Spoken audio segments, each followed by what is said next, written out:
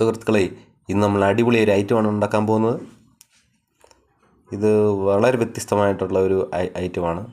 നമ്മുടെ വീടുകളിലൊക്കെ കാണാൻ സാധിക്കും. അങ്ങനെയുള്ള ഐറ്റമാണ്. എണ്ണയൊന്നും വേണമെന്നില്ല ഇതിന് നിർബന്ധമായിട്ടും.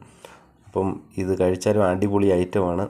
ഇതിന് വേണ്ട സാധനങ്ങളെന്ന് പറഞ്ഞു കഴിഞ്ഞാൽ ഇഞ്ചി, വെളുത്തുള്ളി, പച്ചമുളക്, തേങ്ങ, മഞ്ഞൾപ്പൊടി, പെരിഞ്ജീരകം, കുരുമുളക് പൊടി. ഇനിയാണ് അടിപൊളി ഐറ്റം. ഈ ഐറ്റമാണ് ചീര. ഇത് നമ്മൾ ചൂടുവെള്ളത്തിലിട്ട് തിളപ്പിച്ചിട്ട് വേണം നമ്മൾ കറി വെക്കാൻ. പിന്നെ വേണ്ടത് നല്ല ഇനം അടിപൊളി ഇടിയഞ്ചക്കയാണ് വേണ്ടത്.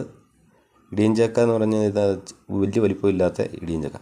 ഇത് നമ്മൾ ചെത്തി എടുത്ത് ഇഡ്ഡലി പാത്രത്തിൽ ആവി കയറ്റി വേവിച്ച് എടുക്കുക. അതിനുശേഷം ചക്ക മിക്സിയിൽ ചതച്ചെടുക്കുക. ചീര അരിഞ്ഞെടുക്കുക.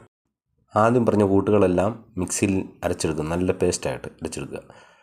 ചട്ടിയിലിടുക. ഉപ്പ് പാകത്തിന്. നല്ലതുപോലെ തിളപ്പിച്ച്